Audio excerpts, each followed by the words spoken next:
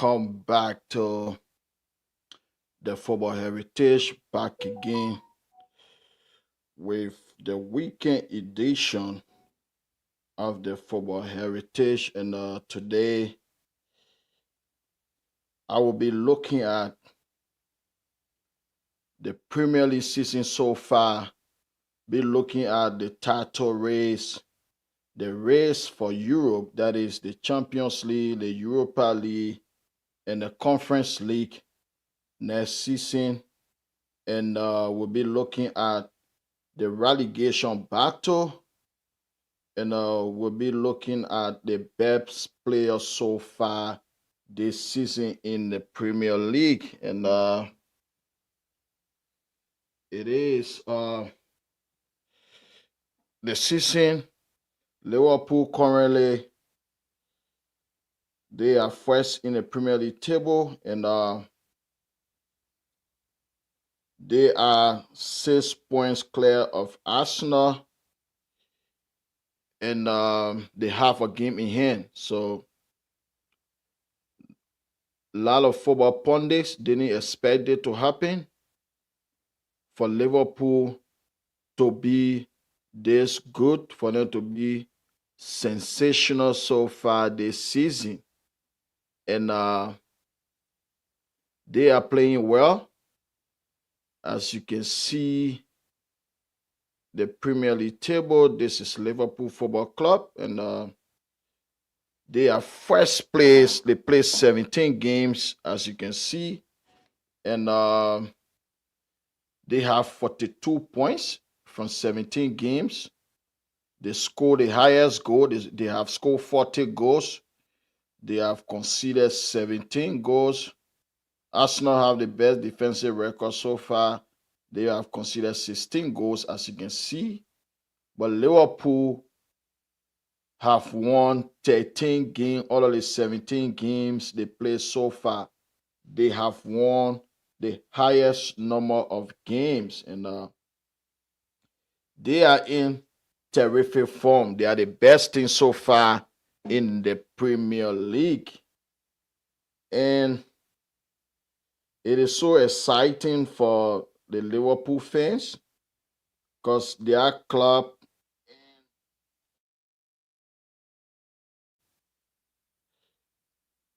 is leading the table, and in my opinion, they are best positioned to win the Premier League this season because they are the best team so far this season.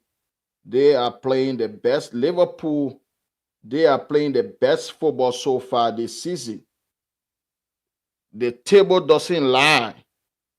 This is Liverpool Football Club. They play 17 games. They have won 13.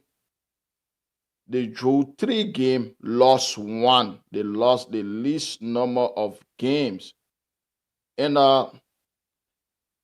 they are sensational. They are the best team so far this season. And Liverpool this season, they are very, very impressive, especially going forward. If you look at their forward line, they make a lot of substitutions up front. The only constant player that is always in the lineup up front is Mo Salah. He's the best player in the Premier League by far this season. And if you look at their team up front, Mo Salah, Darwin Núñez, Cody Gakpo, and they have Jota also, Diogo Jota, who came back from injury a few weeks ago. And they also have Luis Diaz. So they either start Mo Salah, Darwin Núñez, and Cody Gakpo, or Mo Salah, Luis Diaz, and Diogo Jota. Liverpool have the best attack in the Premier League. All across, particularly the teams that are competing for the Premier League title. Liverpool, they have the best attack. Mo Salah currently is the top goal scorer in the Premier League with 16 goals. And he also have the higher assists in the Premier League. This guy, since he joined Liverpool Football Club, he has been sensational. This is his 8th season at this football club, at Liverpool Football Club. He has been sensational. Sensational, as you can see. He is the top goal scorer in the Premier League. 16 goals, 11 assists. He has the most assists this season in the Premier League. The most. Every 94 minutes, this guy scored a goal. Minute per goal. Every 94 minutes, he scored. And this is why he's the best player in the Premier League. And that is not an argument, even though the mainstream media will tell you that Cole Palmer or Bukayo Saka, one of them is the best player in the Premier League, especially the British media. They don't rate Salah. This guy is so underrated. And when you look at his career, he is so freaking underrated. And in my opinion, as it relates to the title race, Liverpool, they are in a better position to win the Premier League this season than the other two teams, Arsenal and Chelsea. Liverpool in better position to win the league this season than Arsenal or Chelsea. The table doesn't lie. And Liverpool, they have lost just again. They are the most consistent team in the Premier League. But before I continue, if you are not yet subscribed to the Football Heritage, the link is in the description. Please click on the link and subscribe. And Liverpool is the most consistent team. And in my humble opinion, there are only 3 teams that can win the Premier League. One of them can win the Premier League this season. Or one of them will win the Premier League this season. Only 3 teams, in my opinion, are in the title race. The rest are not in the title race. Liverpool, Arsenal, and Chelsea. That's the top 3, and they are the teams that are in the title race. Only 3 teams in the title race. And Liverpool, in my opinion, Liverpool are the favorite to win the Premier League this season. And as a Man United fan, it hurts, but we have to take it. Because Liverpool, they are Manchester United's biggest rival. And if they win the Premier League this season, they will equal Manchester United 20 league titles. Liverpool, they have 19 league titles. And if they do win the Premier League in May next year, they will equal Manchester United 20 league titles. And they are our biggest rival. It hurts to see Liverpool in this position, but we have to say the truth. And the truth is, this season, Liverpool, they are the best team in the Premier League this season. They are the best team, hands down so far. And they have 5 good players up front. If you look at that team, 5 good players: Mo Salah, Gakpo, Luis Diaz, Thiago Jota, Darwin Núñez. No team in the Premier League, no team can count 5 good players that they have up front. Even you want to downplay Núñez, but this guy, the way he can press, that alone can help the team. His pressing can help Liverpool Football Club in games. But they are on the break. Liverpool, they are the most dangerous team in Europe on the break. And they are the best in transition. Their front line is electric. The way Liverpool can turn defense into attack is mind-boggling. They are the best team and they sit in the best position to win the Premier League this season. That's my opinion so far this season. Liverpool Football Club is in the best position so far this season to win the Premier League. Things may change because they have to keep Mo Salah fit. That's it, because Salah is the best player in the league. They have to keep him fit. They have to, because this guy, he has the higher assists in the Premier League. He has the highest goal. So you have to keep such player fit. If Salah still fit for the rest of the season, they will win the league. To Arsenal, I think Arsenal, in my opinion, at this stage of the season, I think Arsenal will finish second place to Liverpool, because right now, Saka is out for at least 3 months, according to Mikel Arteta yesterday. And that's a big blow for Arsenal, because already they need a striker if they want to push Liverpool all the way or probably win the league. They need a striker ASAP this January transfer window if they want to win, because you cannot depend on Gabriel Jesus to perform miracle. It's not happening. The guy is not a prolific goal scorer. Don't be fooled because he scored 5 goals in 2 games against Crystal Palace in the Carabao Cup in the Premier League. Don't be fooled by that. This guy, 1, he's not a prolific goal scorer. Jesus. 2, he is injury prone. So, are you going to depend on a guy who is injury prone, or a guy who is not consistent enough in scoring? You don't depend on such player. He has been there for some times now. He was on Man City Football Club. He was not scoring. Even though he had prime Kevin De Bruyne, Mahrez, Sterling. Yeah, this guy was not prolific on Man City. And all of a sudden, Arsenal want to depend on him, particularly at this stage of his career. It's not happening.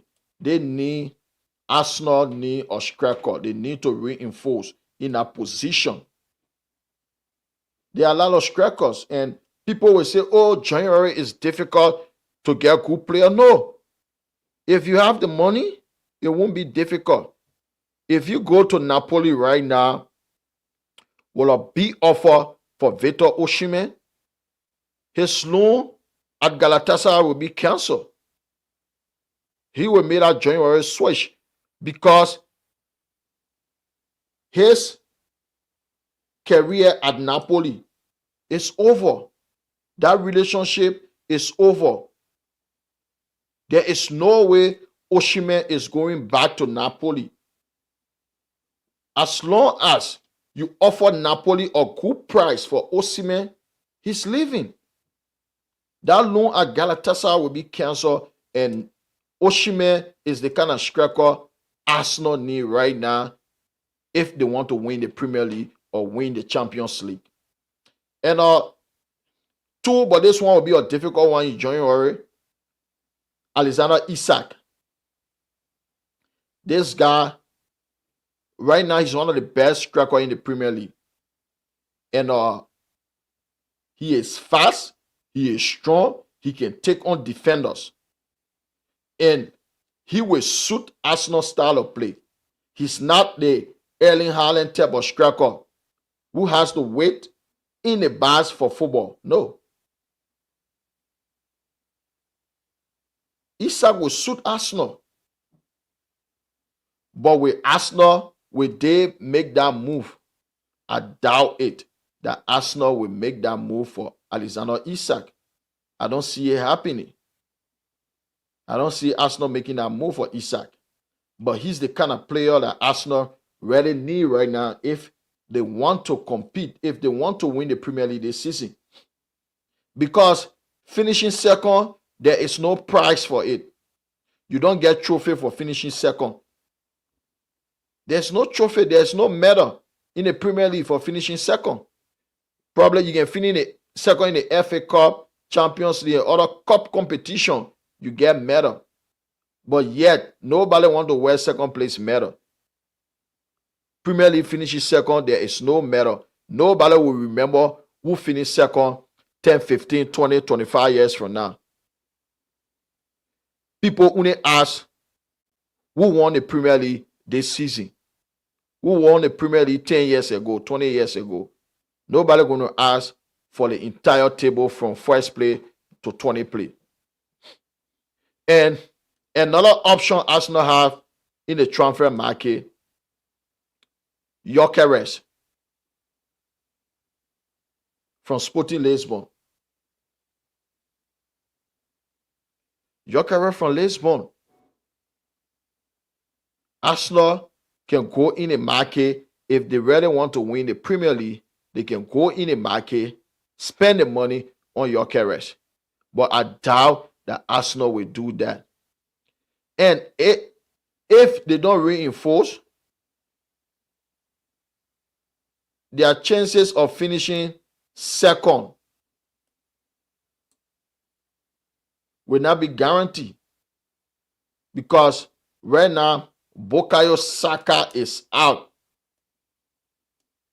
for almost 3 months. This guy is not coming back probably the end of March or April. That's a huge problem by itself. Even with Saka in the squad, you still needed to get a new signing up front. But now with Saka, so now they have to get 2 players in. A replacement for Bukayo Saka and a striker that will lead the front line. But I doubt Mikel will do it. Because Arsenal coach, he is very stubborn. I doubt he will get a new striker because this guy is stubborn. Kai Havertz is the highest paid player at Arsenal Football Club. So Mikel wants it to work. He signed this guy. He wants it to work by all means. And Kai Havertz should be a squad player. He's not the type of guy that will lead the front line for you to win major title. It's not happening. Kai Havertz alone cannot lead your front line for you to win the Premier League or the Champions League. No. He shouldn't be the one leading the line.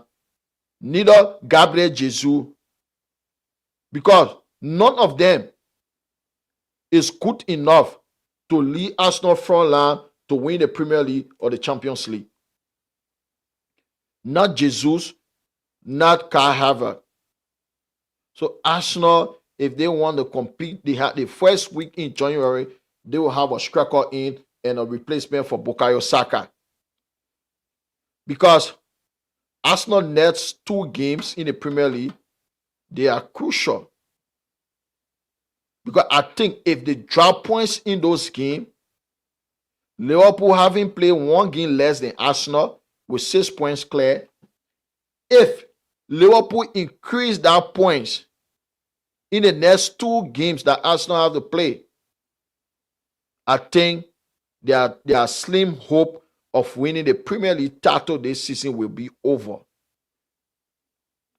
And Arsenal next 2 Premier League games, they are tricky fixtures. Away to Brentford on Wednesday. It's not an easy game. And after that, away to Brighton at the weekend. Those games, not easy. They have to win. They are must-win game. But it will be very difficult for them. But View so far on Arsenal season, realistically, I think they're going to finish second place. I can't see them winning the Premier League this season because their coach is too stubborn, and the 3 strikers are named that they should try to get one. I don't think they will make that move. It's unrealistic because Mikel Arteta, he trusts Kai Havertz so much, and I don't think he will make that move. And funny enough, Kai Havertz is the highest paid player at Arsenal Football Club, and Gabriel Jesus is the second highest paid player at Arsenal Football Club. The 2 strikers, they are the highest paid player at the football club. But I don't think both of them should be starting player at Arsenal. It should be a squad player, in my humble opinion. So because of that, I think they will be inconsistent because there will be games in the Premier League where the games will be tough, and you just need that striker who has that instinct killer ability to finish when the game is difficult. And Arsenal, they don't have that kind of player. Or Mo Salah type player, they don't have it. Who is a killer in the box. They don't. So this is my reason. The reason why I'm saying that Arsenal, they will not win the Premier League. But I believe they are the second best team in the league, second to Liverpool so far. And I believe this is how the Premier League table gonna finish. Liverpool first, Arsenal second. To Chelsea Football Club, Chelsea, they have, in my opinion, they have the biggest squad in the Premier League. They have like 2 teams. But one of the major problems that Chelsea have, the squad is inexperienced. Chelsea have the youngest squad in the Premier League. And most of the guys, they have never been in a title race before. And they don't know what it takes to win the Premier League. They have never been there. They are young. So, but I think they are good enough to finish third. But I can't see them finishing above third place. I can see them finishing above third because they are inexperienced. And when you have a lot of inexperienced players, there will always be inconsistency. If most of your players in your squad, if most of them are inexperienced, there will always be inconsistency. And I think this is Chelsea's biggest problem. The squad is inexperienced. And number 2, Chelsea defense is not good enough. Whether it's Tosin, Adarabio, Lewis Carwell, they are not good enough. That is not a title winning defense. Particularly the center defense. They don't have enough good players in that defense. Because even you don't play those 2 guys in the center I just named, you're going to play who? Disasi, Badeshi. They're not good enough to win the Premier League. To win the Premier League, you need a good defense and a good goalkeeper. And this is Chelsea's problem. They don't have good center defense. Cucurella is one of the best led by on form in the Premier League this season. And Malo Gusto, the red-sided guy, he's good. But the major issue in our squad, the major problem in our Chelsea squad, if you have ball knowledge, you know it's the center defense. The center defense is a major issue. Tosin Adarabio, he's not a title winning defender. Liver Caldwell, he's not a title winning defender. I said Disasi. Disasi is not good enough to win the Premier League. No, he's not. He's not good enough. So, and Badishi. Will you win the Premier League with Badishi? No. It's not happening. And another issue is their goalkeeper, Robert Sanchez. If you look at their game this weekend, Robert Sanchez, he was part of the last goal Chelsea conceded. He just kicked the ball to a Wolf player. If you watch this guy, his kicking ability is very terrible. Lot of time, his poor kicking ability has resulted into goals against Chelsea. Last season, he did it against Arsenal. And he did it so many times. And sometimes, the opposition team, they don't score. He's poor. He's a poor goalkeeper. And you cannot have a poor goalkeeper, a terrible center back, then you win the Premier League. It's not happening. So, this is the reason why I say Chelsea,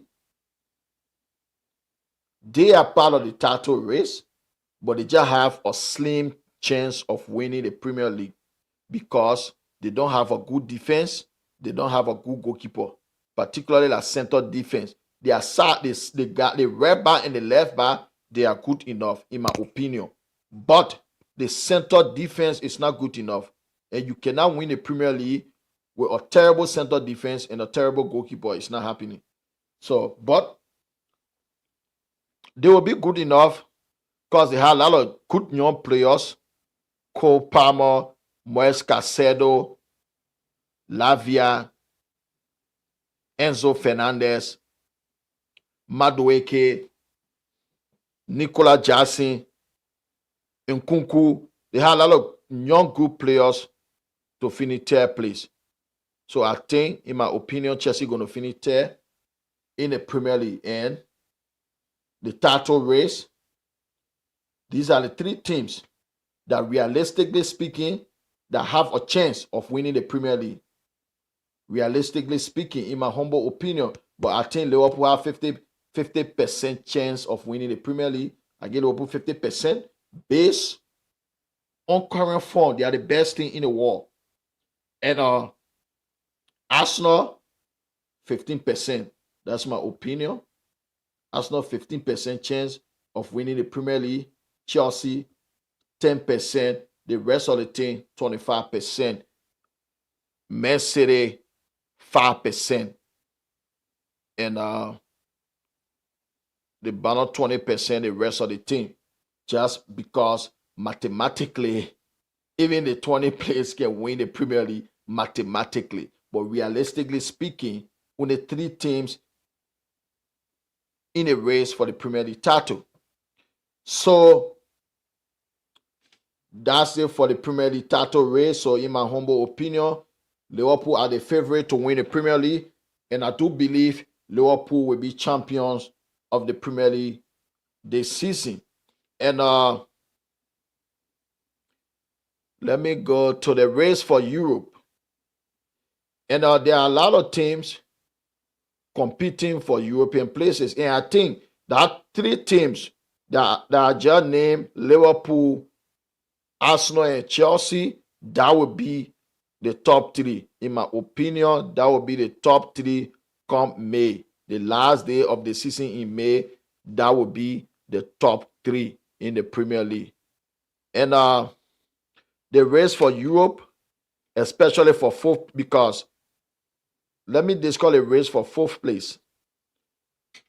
Realistically speaking, the race for fourth place, I think there are a lot of teams battling for fourth spot. Nottingham Forest, I'm not ruling it out because they won the same number of games as Chelsea and Arsenal, but they lost more. They have won 10 games. All of the 18 games they play. They are currently 4th place. Let me show you the Premier League table. Nottingham Forest currently 4th place in the Premier League. And it will be fair for us to put them in that race for Europe. They are 4th place, as you can see in the Premier League table.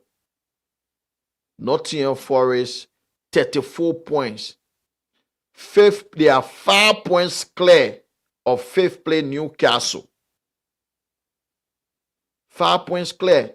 So, in my opinion, the teams that are fighting for the 4th spot to qualify for the Champions League next season are Nottingham Forest, Newcastle, Bournemouth, Man City, Fulham, Aston Villa. Those are the teams, in my opinion, that are competing for the 4th spot. And I think City,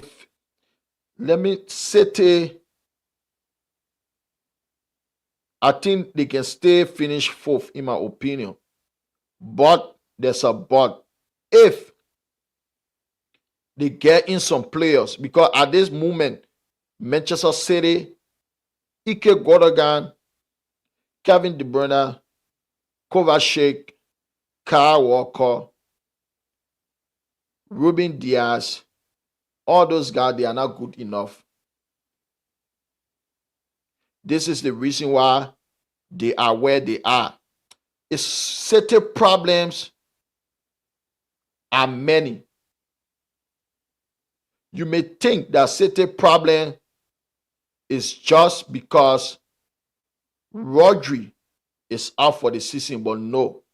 Even if Rodri was fit, City will have still struggled this season.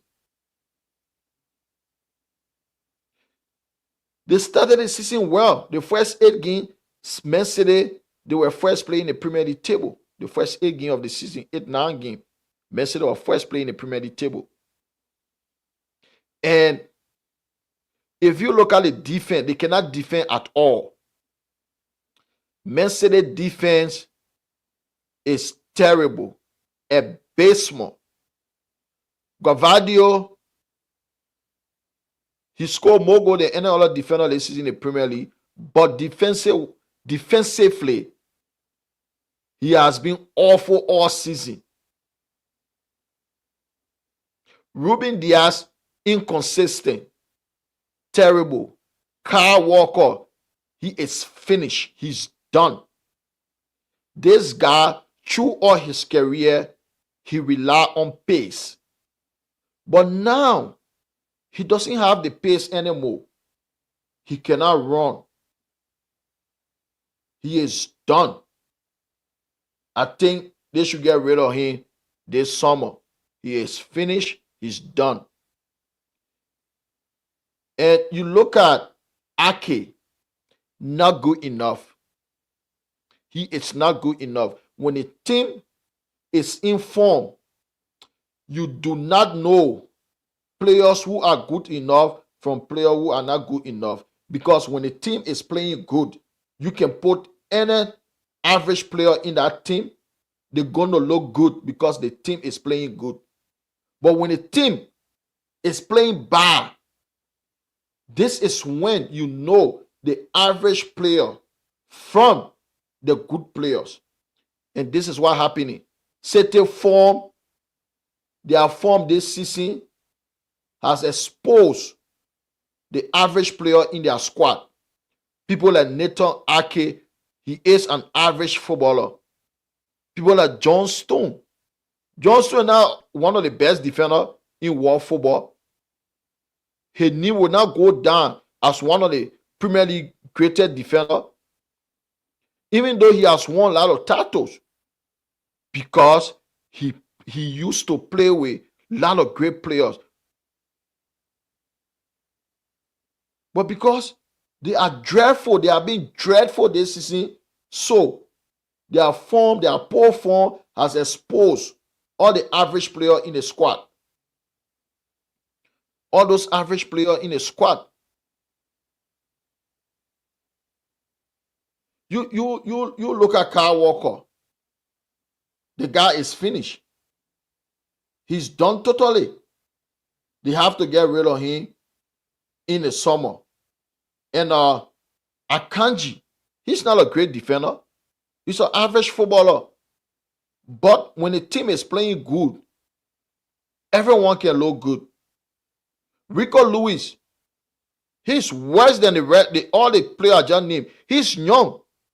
But this guy, it doesn't matter where he plays. Whether it's a left full back, right full back, in the middle, he's not good enough. And 2 seasons ago, a lot of people tipped this guy to be one of the best players coming out in world football. But no, he's not. He has been exposed this season because of City poor form. Rico Lewis. So, City, the entire back line, they need at least 3 defenders to be a starter. They need a left full back, they need a right full back, they need another center defender. That's how bad they are. When you go to their Mayfield, Kovacic, done. Bernardo Silva, done. Kevin De Bruyne, 33 going to 34 years old. One of the greatest players, one of the greatest midfielders ever to play in the Premier League. But age has caught up with him. Age has caught up with the guy. He's done.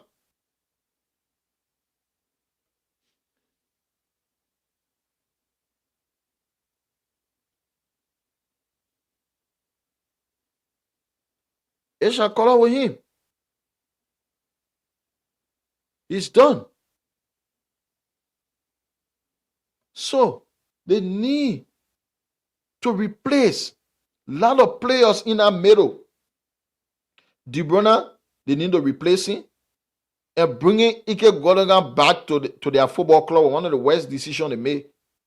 The guy is freaking telephone. We'll bring back a 34-year-old midfielder. They should have signed other players, but they didn't do it. And now Pep Guardiola, he's struggling. He has lost it. He has no answer. Look at him on the touchline. The guy be scratching his hair. He put sore all on his head. He has no answer. He has lost it. And probably the players in the dressing room, they have lost faith in Pep Guardiola. And this is the guy that many people say he was the best manager of all time. This is the first time he has been in such situation. The first time for Pep Guardiola to be in such situation. And now he cannot figure it out. He cannot solve the problem. And Jack Grealish, what? And let's look at one of the things Pep Guardiola has done to football. I'm not taking away his greatness. But we used to watch football 20, 25 years ago. We used to see a lot of entertainment.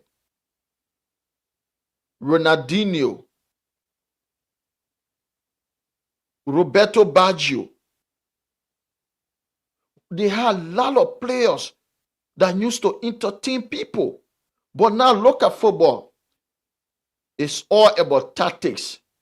They're like robot. That's how football is played now. Like robot. Positioning. All about taking position. Pass the ball. Keep passing. You better see player taking the ball to dribble past 2-3 person. Because every coach, every manager wants to play like Pep. And it is destroying football. It is. It's destroying football. We don't see that entertainment anymore. We don't see it.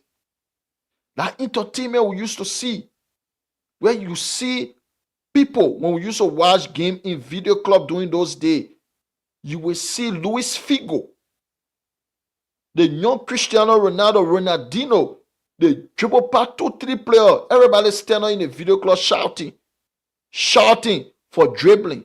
You don't see that no more. Because at the academy, the players at the academy, they are taught how to just pass the ball. Like a robot, just pass, don't take on anyone. Just pass it in a space. And it's a huge problem.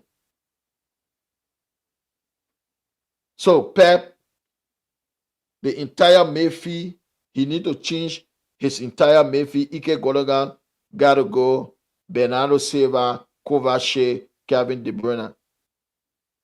And one of the problems they have, the wingers, Jeremy Doku and Savino, they are very good on the ball, but no end product. They can't score. It's a huge problem. It's not helping City. It's not just about Rodri injury, no. The City before, when they had Riyad Mahrez, Raheem Sterling, when those guys were playing on the wing, the left and the right wing, they were scoring more than 10 goals in the Premier League every season. Sterling and Mahrez. But look at Jeremy Doku. How many goals this guy, how many goals he has this season in the Premier League? I think 1. Savino, 0. You can't get your 2 wingers in the Premier League. They're not contributing. So at the end of the day, if Erling Haaland doesn't score, City don't win. This is the reason they are struggling. And Haaland, he's struggling since he made that comment when they play Arsenal at the Etihad Stadium in a 2-2 draw, when he said to Arteta after the game, be humble, be humble. Since then, the gods of football has humbled Erling Haaland. He barely scored now. He's struggling to score goals. And we don't know where City are going to get goals from because they are struggling. 0 confidence in the squad. Another problem, Pep Guardiola saw Alvarez, the guy who used to help Erling Haaland to score goals. He saw Alvarez to Atletico Madrid, then he replaced him. Then you want to talk about Rodri injury? No. Pep Guardiola made some bad decision. And the decision he made is haunting him now. You saw Alvarez for a lot of money. You didn't replace Alvarez in a squad. You think Erling Haaland will play magic to win you the league again? No. And this is the reason why they are struggling. Because nobody to score. If Haaland doesn't score, nobody score. This is one of the reasons. And another reason, Guardiola, he sold all his young players. All his best young players, he sold them. Look at Cole Palmer at Chelsea. Palmer will start definitely in a City squad right now. He sold Palmer. This kid wanted to go on loan. Pep Guardiola said no. He gave the kid 2 options. He gave Palmer 2 options. Cole Palmer 2 options. One, that he will be sold. The second option, to stay at City. And he was not giving the kid game time. How can he stay when he's not playing? So he chose the second option to leave. And he left and went to Chelsea. You saw what he did last season at that football club. And you see what he's doing at Chelsea this season. Lavia on Chelsea, the midfielder Lavia. Guardiola sold him to Southampton. Didn't get him game time, sold him to Southampton. And right now, Lavia will definitely start over all the old guys. Ike Godogan, Kovacic, Kevin De Bruyne. He's a defensive. He will start over Kovacic. Right now, Lavia and Cole Palmer will start on Man City. He sold those kids. So Palmer to Chelsea, Lavia to Southampton. And now Lavia is at Chelsea. They will definitely start in our City squad right now. If you look at Morgan Roger, attacking midfielder from Aston Villa, watch that kid. He destroyed Man City. The last game they lost, he gave an assist and he scored. He destroyed Man City. Look at that kid. Watch that kid on Aston Villa. He's one of the best attacking midfielder right now in the league. Watch him. He will definitely start in a City squad. They sold all their young players, all the good ones, they sold them. Forgetting to know his players were aging. And it's not because of Rodri. And I think they have a slim chance to stay finishing fourth if they can buy some players, because they need to buy defenders, they need to buy midfielders, and they need another striker to help Erling Haaland. And that may be too much. But they still stand a chance to finish fourth place. But I do believe Aston Villa, Newcastle, they stand a better chance finishing fourth than City. But it is City. If they reinforce the squad, if they buy some players, this January transfer window, they will finish fourth place. But I can't see them finishing above fourth place. That's my humble opinion. And I also think that team like Bournemouth, they will not Bournemouth, Nottingham Forest, they will definitely qualify for Europe. If not the Champions League, they will qualify for the Europa or the Conference League. I believe that Bournemouth will qualify for either the Europa or the Conference League. And let me look at the relegation battle. Leicester City, Ipswich Town, and Southampton. I can put Wolves in there, Palace, Everton. So the relegation battle between 16. Everton, Crystal Palace, Wolves, Leicester City, Ipswich, Southampton. In my humble opinion, Leicester City, Southampton, they are definitely going down. I don't think Southampton will be safe, in my opinion. They are going down.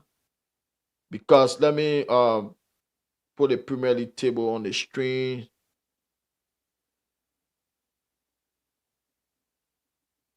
As you can see, Southampton, they have 6 points.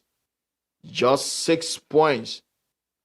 And 17 plays. Wolves already 9 points above Southampton. And Ipswich, 12 points. Leicester City, 14. Wolves, 15. Crystal Palace, 17. Everton, 17. And those 6 clubs, I think Southampton, they already gone. They gone already. Southampton, they will be relegated. Nothing can save Southampton, in my humble opinion. They will be relegated. So, 2 spots left for relegation. And between 5 teams, I think Everton, defensively, they are good. So I don't see them going down. Because at some stage of the season, Everton, they will score some goals. So I don't see Everton going down.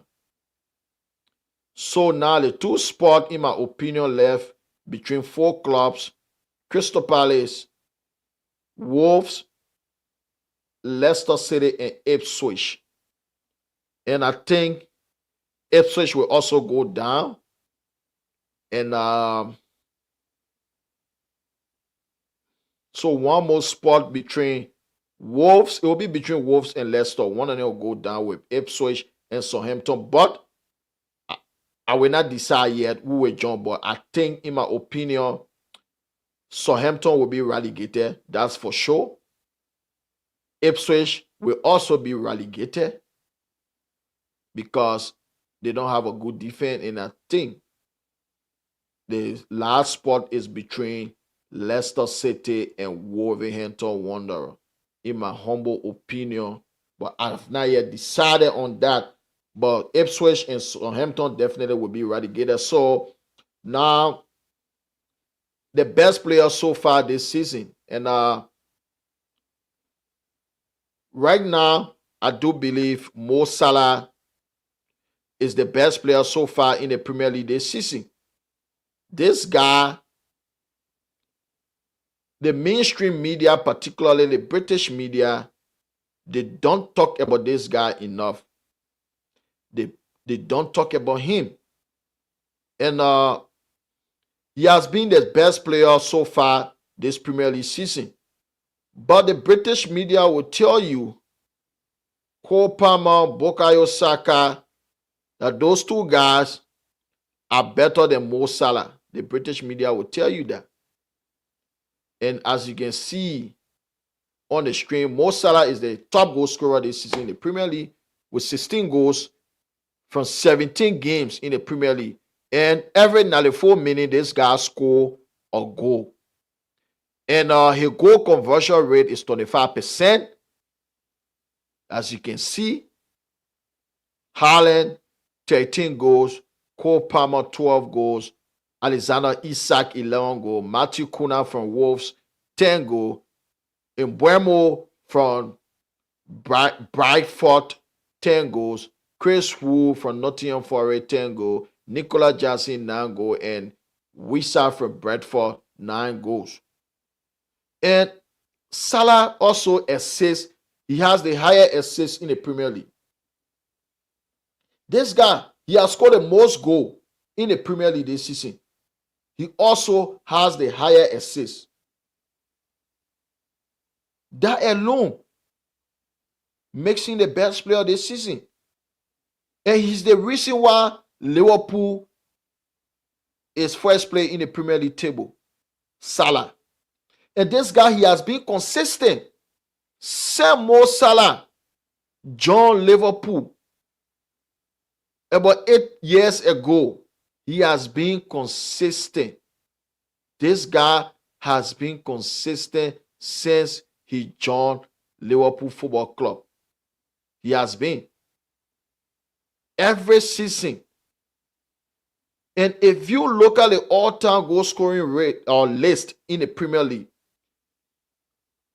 this guy is just 2 goals behind Thierry Henry, who Lalo, Arsenal fan and other fans consider to be the greatest player in the Premier League era. Just 2 goals, as you can see on the screen. Alan Shearer is the all-time goal scorer in the history of the Premier League, 260 goals, followed by Harry Kane, 213 goals. Wayne Rooney, 3rd place with 208 goals. Andrew Cole from Manchester United, former Manchester United striker, 187 goals. Sergio Aguero, 5th place with 184 goals. Frank Lampard, 6th place with 177 goals. Thierry Henry is 7th place with 175 goals. Here come Mo Salah. Mohamed Salah, one of the greatest players ever to play in the Premier League, is 8th place with 173 goals. As a matter of fact, Thierry Henry played in the Premier League for 8 seasons. And this is Mo Salah's 8th season. And he already has 173 goals. 2 goals beyond Thierry Henry. Year 8. This is Mo Salah's 8th season in the Premier League with Liverpool Football Club. And now this guy, he already has 173 goals, 2 goals beyond Thierry Henry. This guy is one of the greatest players ever to do it. Mo Salah, hands down. But the mainstream media will not talk about it. No. Number one, this guy is not from Europe. That's one of the reasons you will never hear them praising Mo Salah that they should. This guy should be praised for what he is doing, for what he has done, but they will not talk about it. They will not. Look at his record since he joined Liverpool. The mainstream media will not talk about him. He's not from South America. He's not from Argentina. He's not from Colombia. He's not from Brazil. If he was Salino or Saladino, they will talk about him. Or if he was Salah Wilson, they will talk about him. Salah Rodriguez, they will talk about him. They were praising a lot. But now, they don't praise the guy. They don't. They downplay this guy. They don't praise him enough. They will tell you Cole Palmer, Bukayo Saka better this season than Salah. They will tell you that Bukayo Saka, Cole Palmer, they are better players than Salah. How is that possible? The stats are there. The records are there. This guy has been doing it for 8 years. 8 freaking years. Salah has been doing it. And they will compare players that have done absolutely nothing in their entire career with this guy. They will tell you they are better than him. He's not a midfielder, but he has the higher assists in the Premier League. 11 assists so far. 16 goals in the Premier League so far with 11 assists. Assists, best. Goal scoring, he's the best. But they will tell you, say, it's Saka who has scored less than 5 goals in the Premier League. They will tell you it's Saka. They will tell you it's Palmer. But this guy has been doing it. And he's going to surpass Thierry Henry soon. In 2 or 3 games time, this guy will surpass Thierry Henry in the all-time goal scoring list.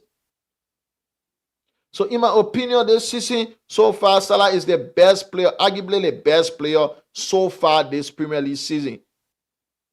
Cole Palmer, second best. The kid is good. No doubt. But Salah is better. Cole Palmer this season is having an amazing season. No doubt. But not more than Salah. That's the point. He is not better than Salah. Cole is having an amazing season. Cole Palmer. He has been amazing since he joined Chelsea. He has been in a sensational form. But he's not better than Salah. Salah is the best player so far. Second, in my humble opinion, Cole Palmer so far this season is the second best player in the Premier League. He's the second best in the Premier League so far this season. And there's a guy a lot of people don't really recognize.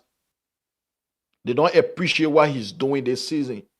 But if you watch Liverpool play this season, that kid from Holland, Ryan Gravenberch, in the middle of the park for Liverpool, he has been sensational.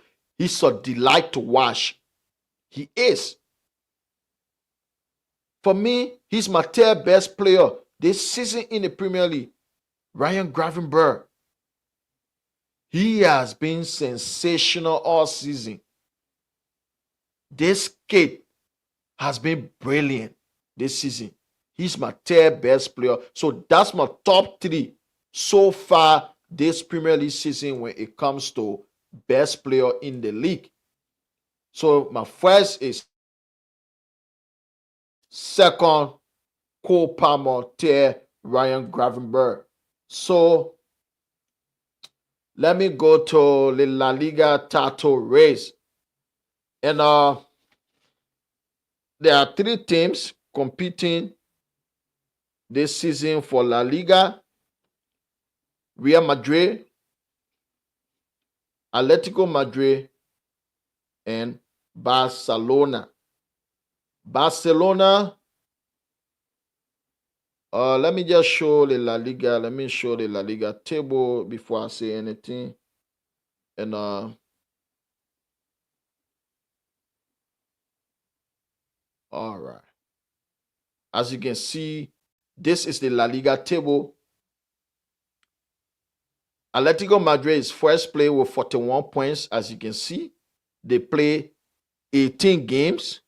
They won 12, lost 1. They have lost 1 game all season in La Liga. And Real Madrid, 40 points. They play the same number of games as Atletico Madrid, 18 games, 40 points. And yet people say they are struggling. It's good to struggle and be second place. Third place, Barcelona, who according to analysts, they are being in good form. They are not struggling. Barcelona is not struggling, but Barcelona, they are third place with 38 points.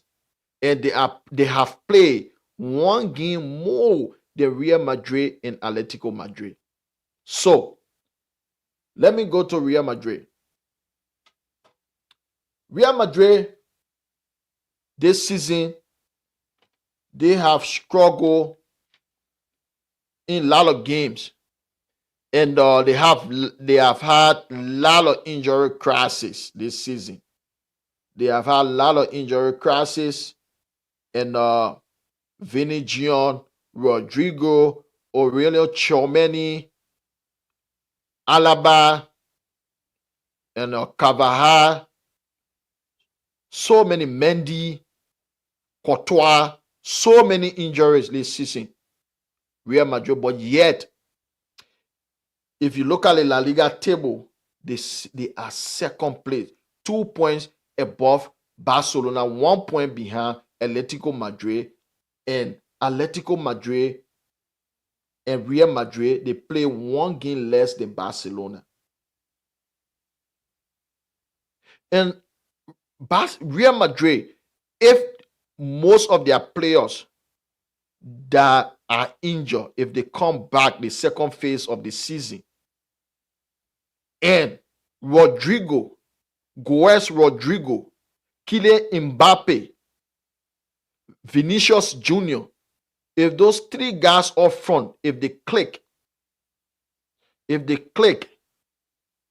that attack going to be the best attack in world football. And at some stage of the season, they're going to click. They are definitely going to click at some stage of the season because they are great players. Vinny Jr., Kylian, and Rodrigo, that will be Real Madrid front 3 at some stage of this season. And I know Carlo Ancelotti, they don't talk about this guy enough. Ancelotti is one of the best ever to do this. But I don't know the reason why the media don't talk about this guy enough. He's one of the best to do it. This guy, he won the Champions League as a player, and he has won so many Champions League as a coach. But why they always downplay this guy's achievement?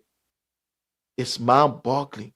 It's beyond me how they play down this guy's achievement. They never put him in that good conversation. They never consider, the mainstream media never consider Carlo Ancelotti, CKA Don Carlo, as one of the greatest managers ever. They don't even put him in the top 3. They don't. But in my opinion, Don Carlo is in the top 3. This guy is a better manager than Pep Guardiola. He has managed all over and achieved a lot. He's not a checkbook manager like Guardiola.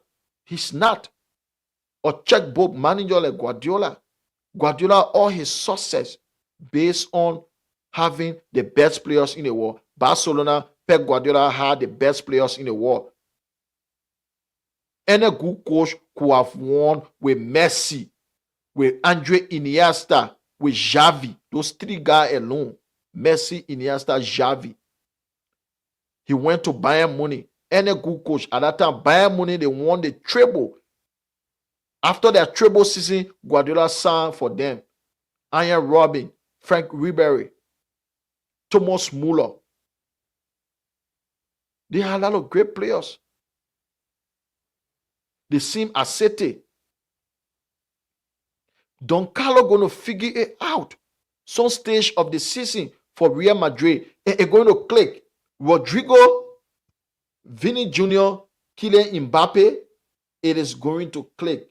And when it does, Real Madrid, it will be difficult to stop them.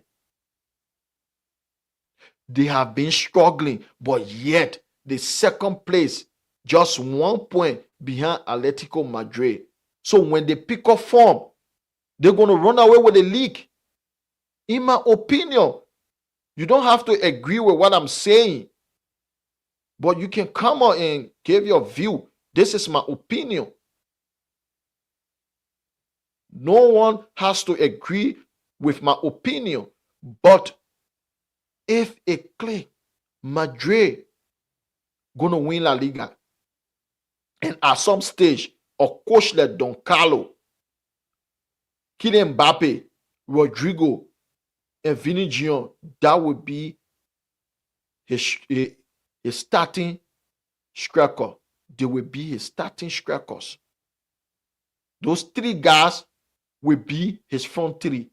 Kylian, Rodrigo, and Vinny.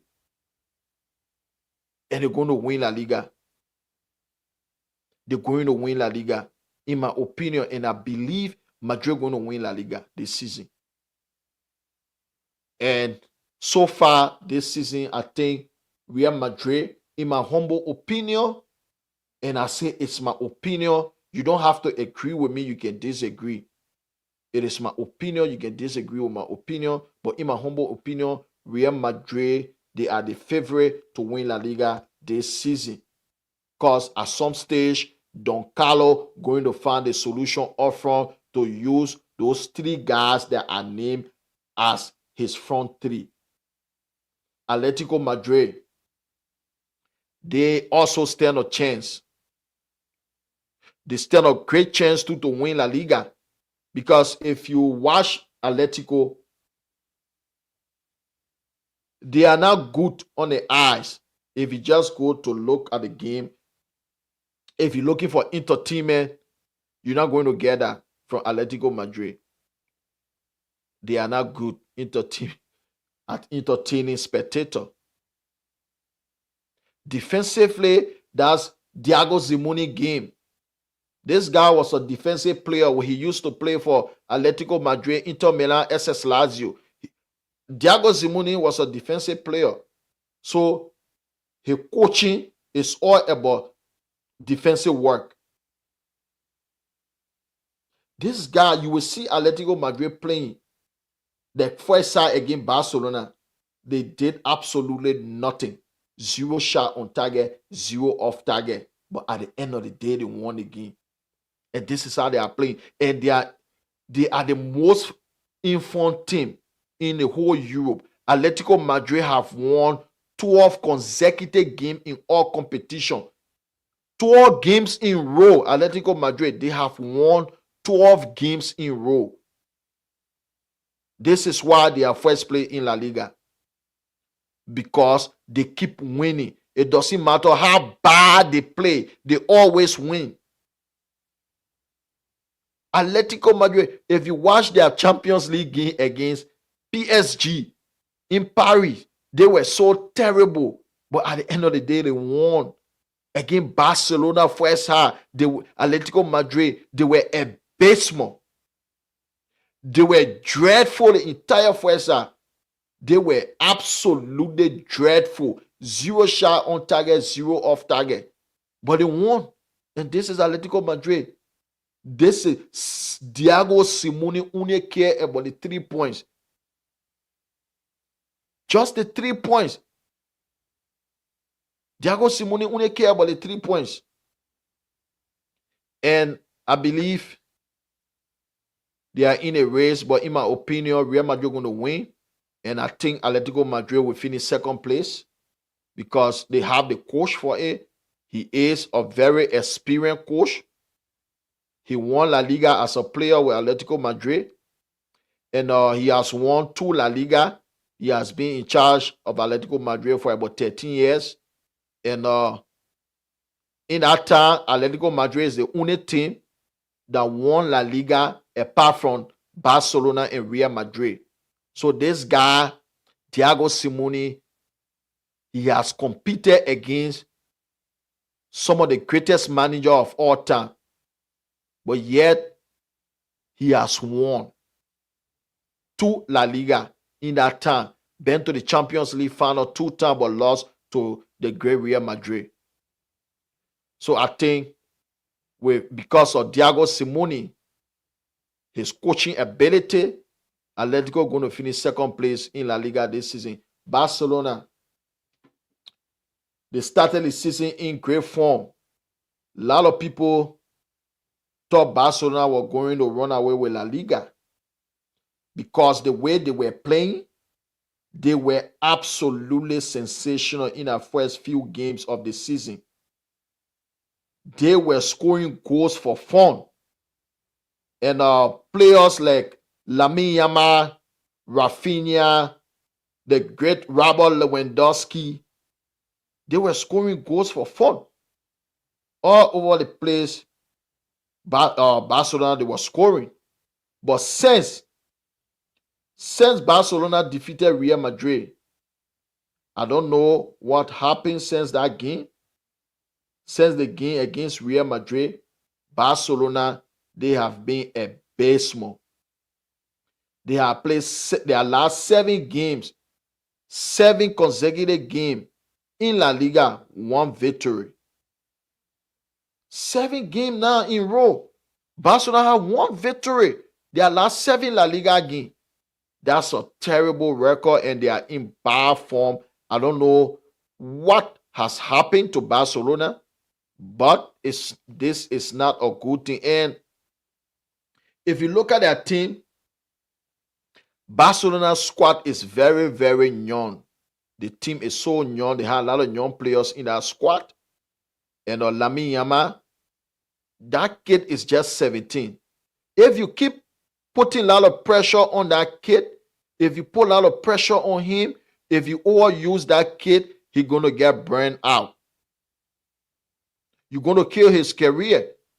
That kid should be playing, should start game every other game. When he start today, the following game, he comes from on the bench. That's how they should protect that kid. Because if he is the best player on the team. And if Barcelona overuse him, he's going to be injury prone. The kid is just 17. Who depend on a 17-year-old to win you a league title? Only Barcelona. You don't depend on a 17-year-old to win the La Liga for you or win Champions League for you. No. It is unacceptable to depend on a 17-year-old to win you the league. Because you're going to overuse that kid, he's going to get burned out. And when that happens, he's going to be injury prone. And after that, you're going to kill his career. And I love that kid. I don't want Barcelona to kill his career. Lamine Yamal is a sensational footballer. But the way Barcelona, the way they are going, they're trying to kill that kid's career. You cannot depend on 17-year-old kid to take the team to La Liga glory or Champions League glory. Stop overusing that kid. You're going to kill his career, Barcelona. And Paul Kobasi, he's also 17 in the center defense. Depending on a 17-year-old in your center defense, the heart of the team, the goalkeeper in the center defense, you're depending on a 17-year-old to save your season. That kid still get assignment to do. Paul Kobasi, after the weekend game Monday, he got to go to school. But yeah, Barcelona, depending on 2 kids that they have assignment to do during the weekend to take them to La Liga glory. Paul Kobasi and Lamine Yamal. And I think this is not fair. You cannot overuse those kids. Allow them to grow. Allow them. Stop overusing them. And this is the reason why Barcelona, in my opinion, they are not winning La Liga. They have so many young players in our squad. And young players, they come with inconsistency. They will always be inconsistent until they mature. Young players, they are not consistent through all the season. They're going to be inconsistent until they can mature. Lamine Yamal, Paul Kubasi, Alejandro Bade, Pedri, Marc Casado, Gavi, all those players are young. They shouldn't be starting week in, week out on Barcelona. But every week, those guys, they are starting. And this is the reason why Barcelona have won 1 out of 7. Their last 7 games, they have won only 1. Because you are overusing the case. You cannot overuse kids. Those players, they are very young for you to overuse them. Stop it. And Rafinha, he has been wasteful in recent weeks. If you watch the Atletico Madrid game,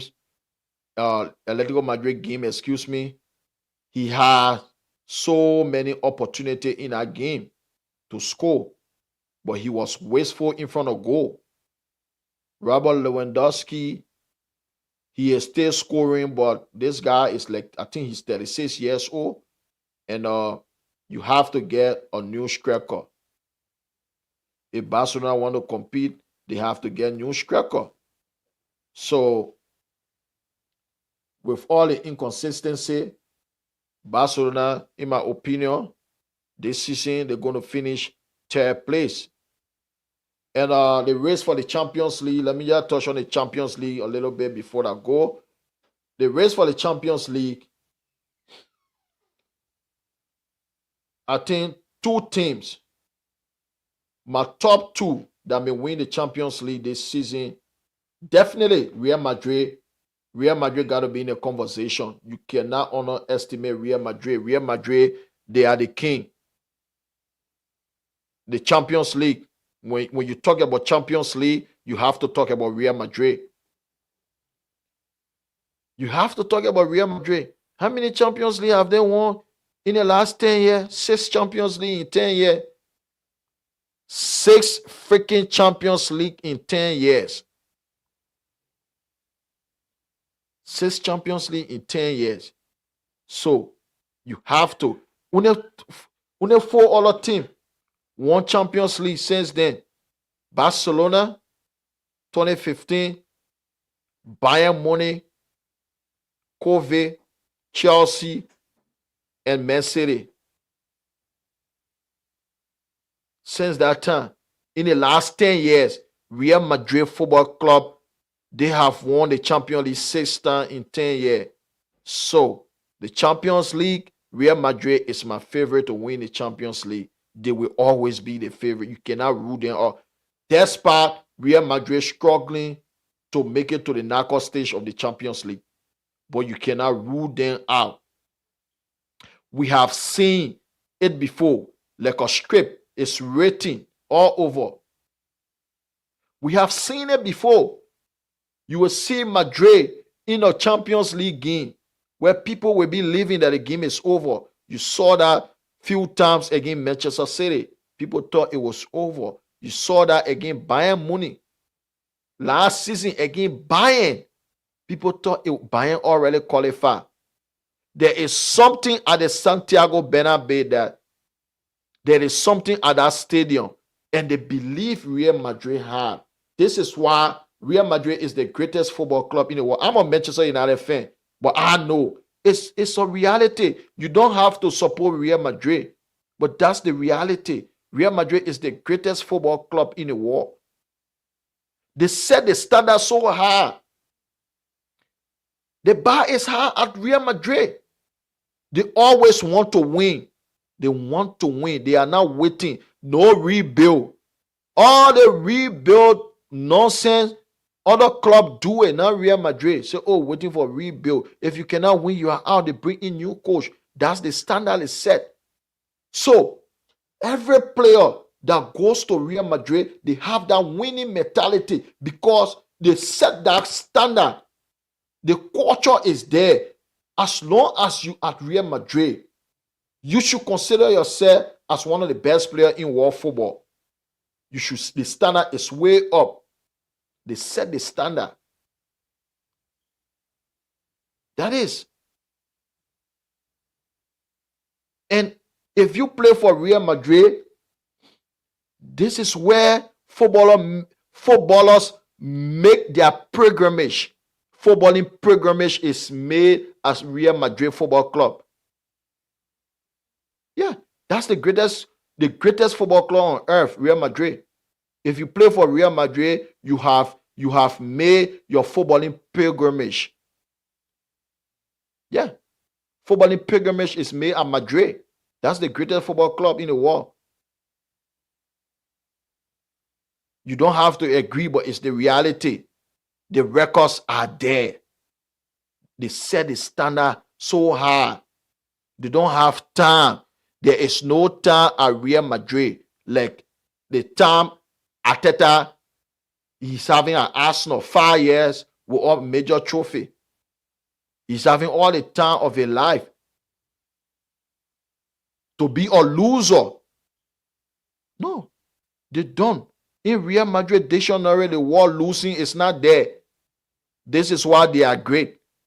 They don't have that word in a dictionary, losing. They don't have it. To celebrate second place is not there. You want to celebrate second place, you'll be out of the football club. What other team can be doing? They finish second, they're celebrating. Say, yeah, we tried this season. There is no try this season at Real Madrid. You have to win. And that's how it should be. But all the other teams, particularly all the Premier League teams, they stand out so low. Celebrating failure. You finish second place, you celebrating, that's failure. At Real Madrid, they don't do it. And this is why they are so successful. Because it's a mental problem. No matter how players can be good, if the culture is not right, if the mentality is not right, they're not going to win any major trophy. But as soon as a player walks in the door at Real Madrid, you feel it. The mentality, the culture, you will feel it. Like, yeah, at this club, you have to win. You have to win. At this club, you have to win. And this is why they are so successful. Champions League, La Liga. You think you're going to win King's Cup as a Madrid manager, you're just safe? No. You out. King's Cup can save you at Madrid because Madrid, King's Cup, they don't consider King's Cup as a trophy. Only 2 trophies Madrid consider to be trophies.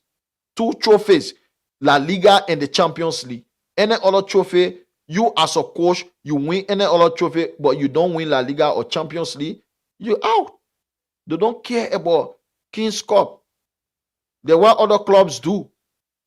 They win small trophy, they jumping around. Madrid, they don't care about that. You have to win the Champions League or the La Liga. And this is why they are successful. This is why a lot of players want to play for Real Madrid. Because you want to, a lot of players, if you are a religious person, you want to make a pilgrimage. You want to make that pilgrimage. And this is why footballers, they made that pilgrimage to Real Madrid. Footballing pilgrimage. They are the best. And you can't rule them out of the Champions League. Say what you want to say. Laugh if you want. But at the end of the day, Real Madrid will be in the conversation. Teams, and in my opinion, the race for the Champions League this season, Madrid is my number 1 favorite. They are my number 1 favorite because at the Santiago Bernabeu, anything is possible. Real Madrid at the Bernabeu, they are a different team.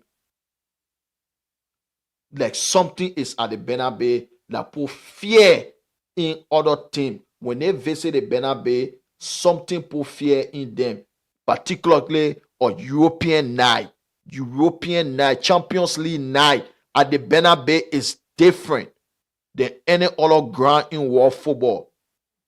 At the Santiago Bernabeu, UEFA Champions League night is a different night. They don't celebrate failure at Madrid. They don't.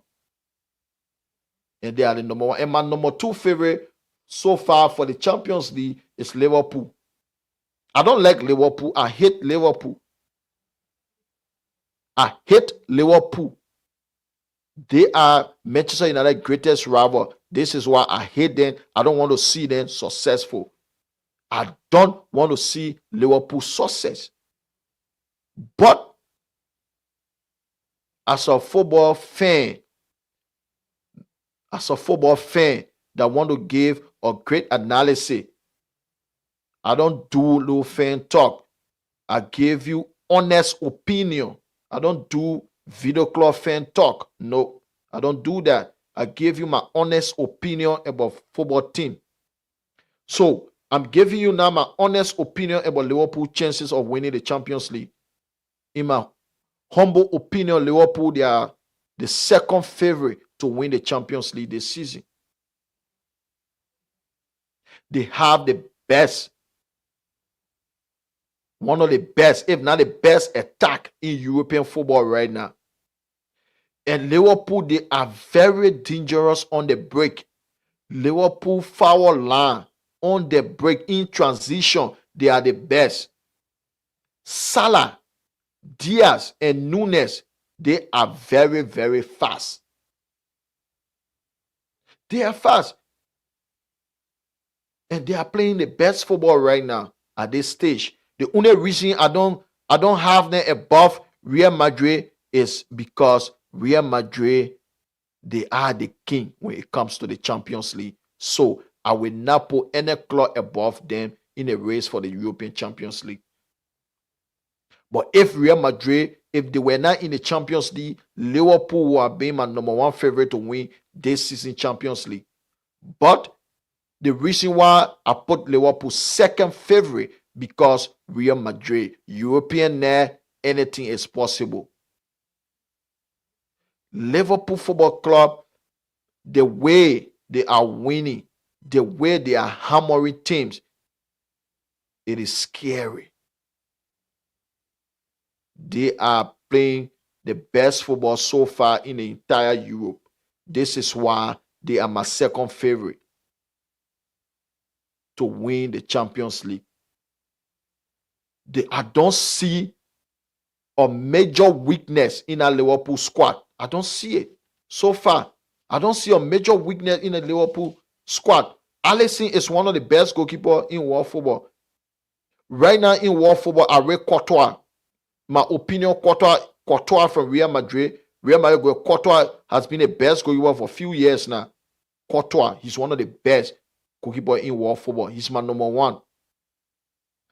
It's not fact, it's just my opinion. Courtois is my number one. He's the best goalkeeper in the world. Alisson is my second best goalkeeper. This guy is the best goalkeeper in the Premier League, hands down.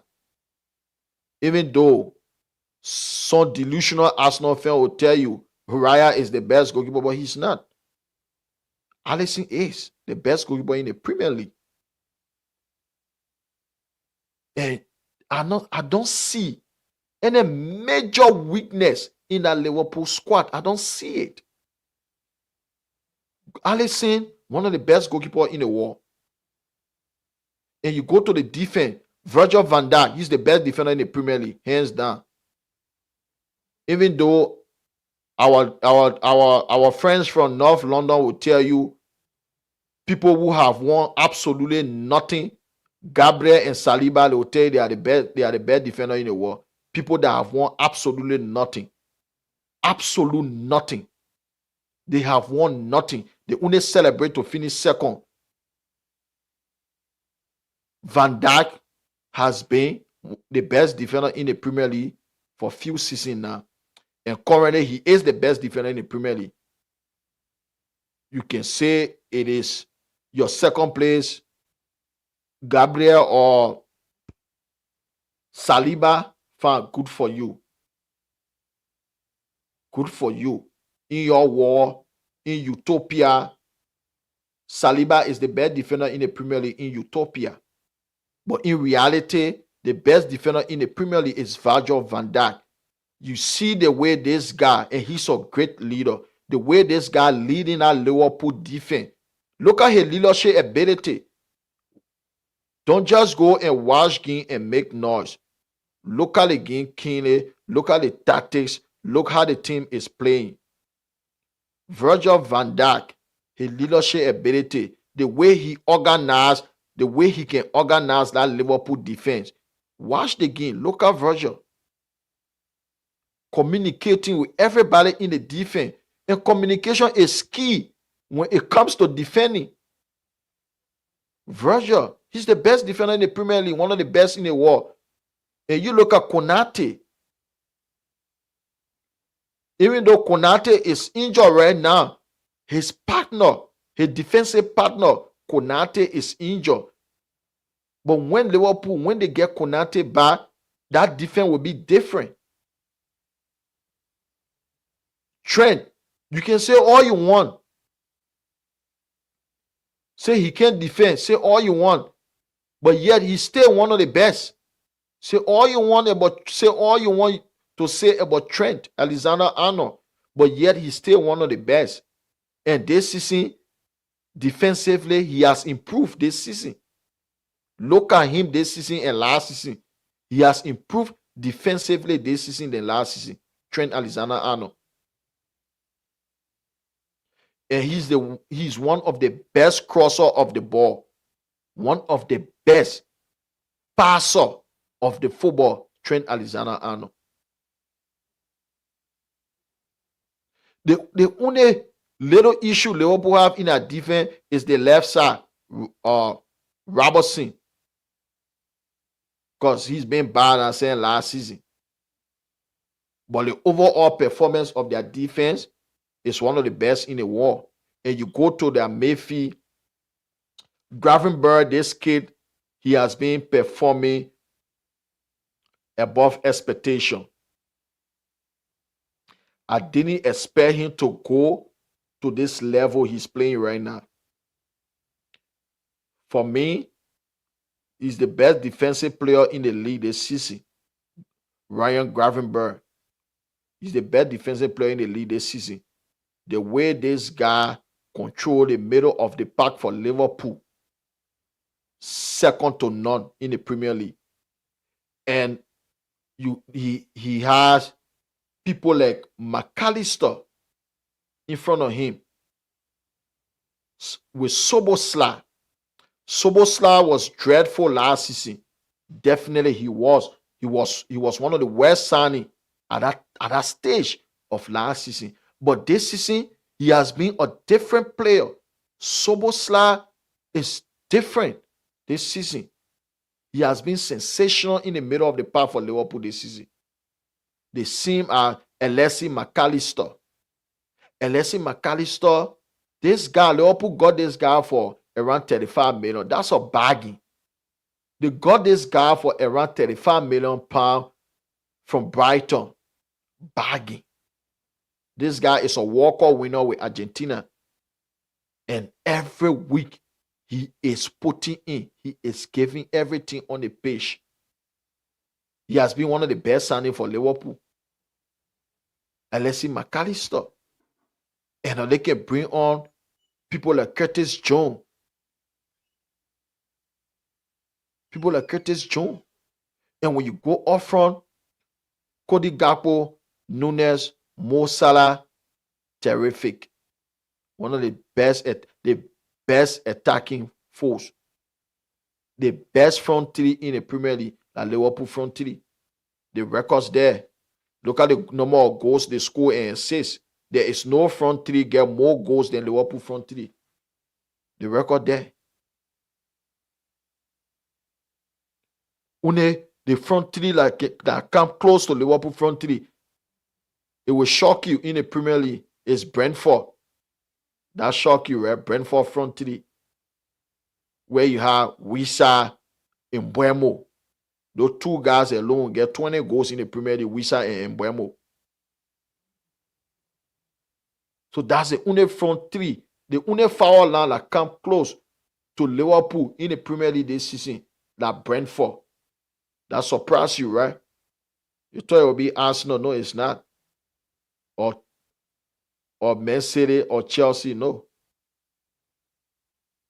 Brentford.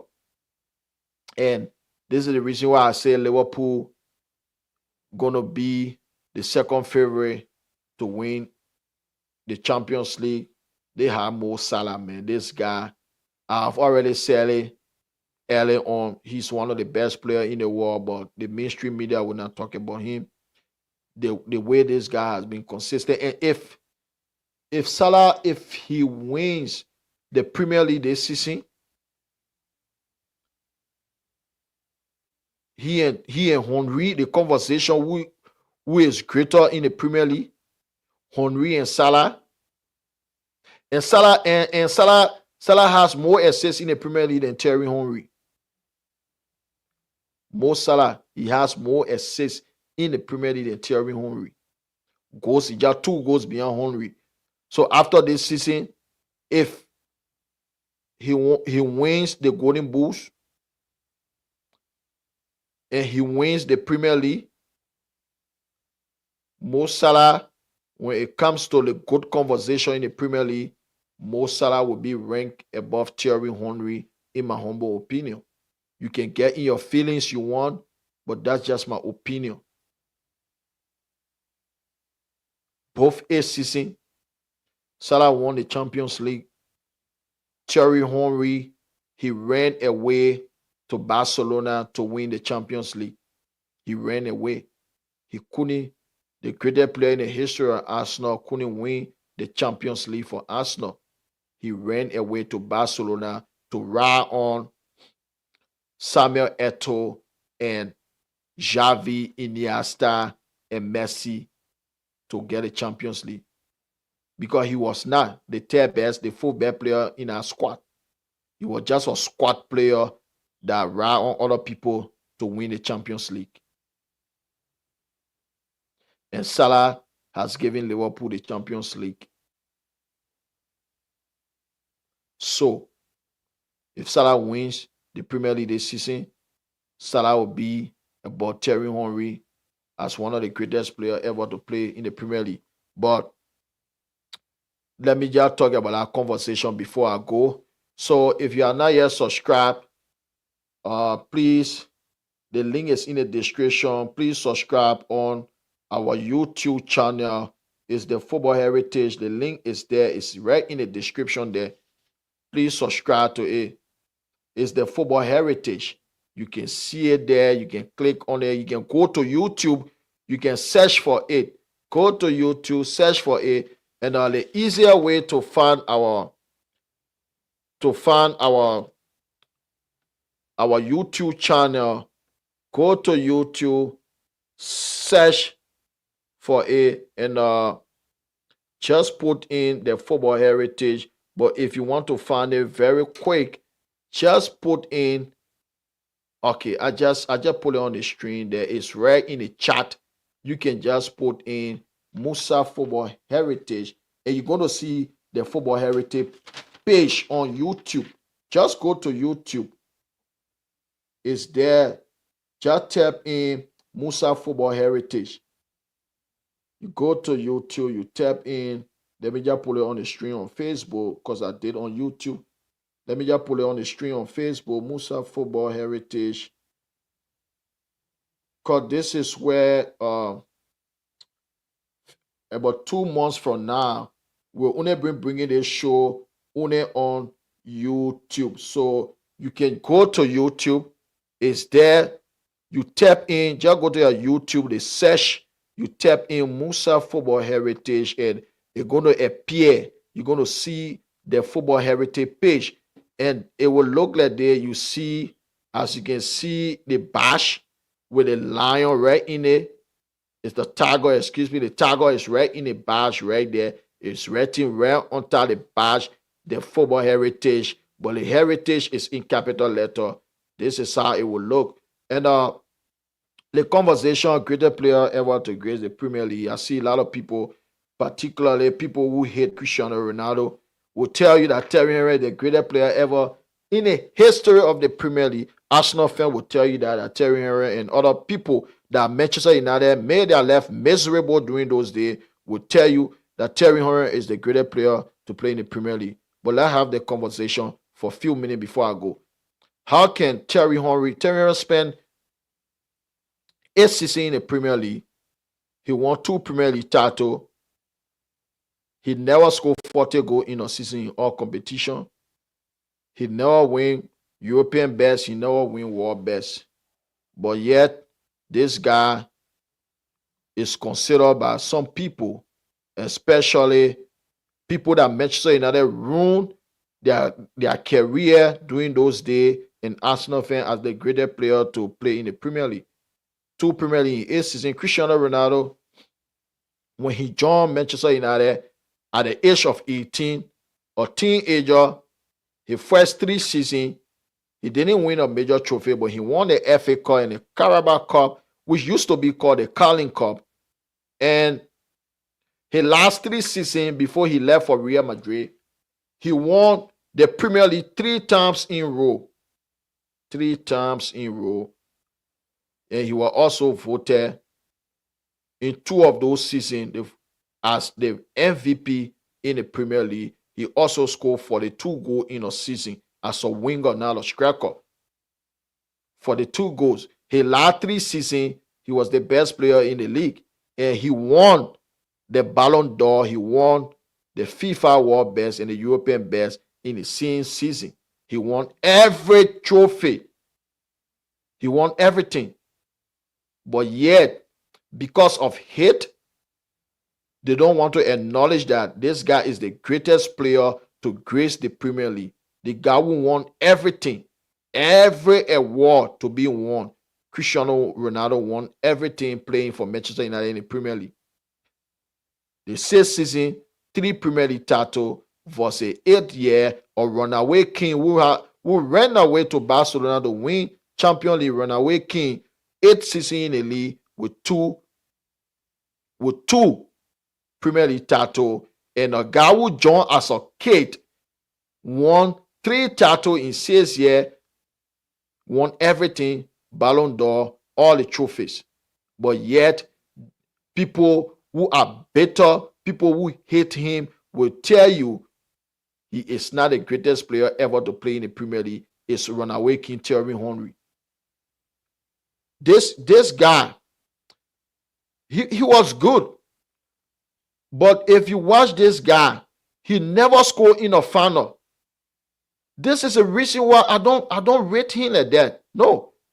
One of the reasons, it's not that I hate Thierry Henry, but big games, especially final, whether it's a World Cup final, Champions League final, FA Cup final, this is where you know that a player is a big game player. Thierry Henry, his entire career, he never scored in a final. Never. This guy played in so many finals, but he went missing. He was missing in action. All the finals this guy played in, he was missing in action. Never scored in a final. This is why I don't rate him like that. I don't rate him. He was a great player, but I don't rate him. He never scored in a final as a striker. I will not talk about Mayfield scoring in final, but as a striker, played in so many final, World Cup final, European final, Champions League final, 2 Champions League final, World Cup final, the European Championship final, lot of FA Cup final. He never scored in a final.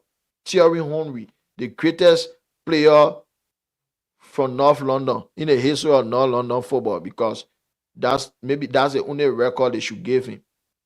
But he never scored in a final. I don't rate him. I don't rate this guy. A guy who never scored in a final. No. And Cristiano Ronaldo, on the other hand, he has scored in Champions League finals. Now 1. Now 2.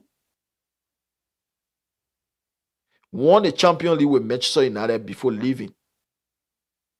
That alone, his achievement in the last 3 seasons alone.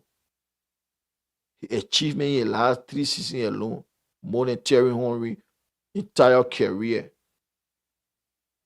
Since this guy turned 30, he scored more goals than Thierry Henry entire career. Saying he turned 30. Cristiano Ronaldo, until another player can do what he did in the Premier League, he is the greatest player ever to play in the Premier League. And when it comes to one game to choose, just a game for you to choose a striker in that era in the Premier League to play a final, whether it's a Champions League final, it's a World Cup final, European Championship final, any final for that matter, as an attacker in that era, I choose Didier Drogba any day over Terry Henry to play a one game for me as a striker in a final. Because this guy scoring almost every final he played in, Didier Drogba. He was not that prolific in front of goal. He didn't score enough goals like Henry did. Fact. But in final, one game, trophy is on the line. That's Didier Drogba. He gonna score. No doubt. FA Cup final, Champions League final. This guy, he scored in so many finals. One game, Didier Drogba is the man for the job. If you had the option choosing Drogba or prime Thierry Henry, I'm not talking about the entire season because I would choose Henry over Drogba for the entire campaign. Because all those smaller teams, Thierry Henry going to score hard trade 2 goals against them. All the small teams, all the better will score a 2 hard trick. Because that's what he used to do. But when it comes to playing Real Madrid in a final, during those days, playing Manchester United in a final, playing Barcelona in a final, I have a team says choose between Henry and Drogba to lead your line. 100% know that Didier Drogba is the man for the final because he was the man that used to score in final. Terry Henry never scored in a final. So why would I choose a guy who never scored in a final? So it's almost time to go. And late evening we'll be back with post-match reaction from Boxing Day. I'll be back with my co-panelists this evening, 11 p.m. Liberian time. It will be 5 p.m. in Central Time, and 6 p.m. if you are in the East Coast, and it will be 3 p.m. if you are in the West Coast. So if you are in Kenya, because a lot of people are going to watch later, as always, if you are in Kenya, it will be 1 in the morning in Kenya, South Africa, the entire East Africa. So, but before I go, let me remind you, please, if you're watching on Facebook, please go to YouTube. Go to your YouTube, to the search area, put in, if you don't able to click on the link to subscribe to the channel, because the link, I put the link in the description. You can click on the link to subscribe to the channel, but if you are unable to do that, you can go to YouTube and you just tap in Musa Football Heritage. I put it on the in the chat. It's in the comment section. Musa Football Heritage. You just tap that in to your YouTube search area, and you search, and it's gonna pop up. The Football Heritage gonna pop up. You're gonna see the page, the Football Heritage page. You just subscribe to it, and as you can see, this is our page. It will look like this. When you go to YouTube, it will look like this, the Football Heritage. This is how it will look. You click on it, and you subscribe to the channel, because like a month from now, we will only be bringing you this program only on YouTube. But now we're bringing it simultaneously on YouTube and Facebook. But please do it. We need the subscription to improve our channel. You can go to YouTube. We have over 1,800 subscribers now on YouTube. And please go there. Please go to our YouTube. You can click, the link is in the description right there. Click on the link in the description to subscribe to our channel. But if you are unable to click on the link to subscribe to the channel, please step it in. Musa, the quickest way to find the page on YouTube is just put my name to the beginning, Musa Football Heritage. It's going to pop up. When you pop up, you click on it, you hit the notification bell so that every time we are on, it's going to notify you that yes, we are on. So, ladies and gentlemen, I'm all the time. We'll be back in a few hours with my co-panelists so you guys can have a wonderful day. Peace. I'm all of you. Thank you very much for listening.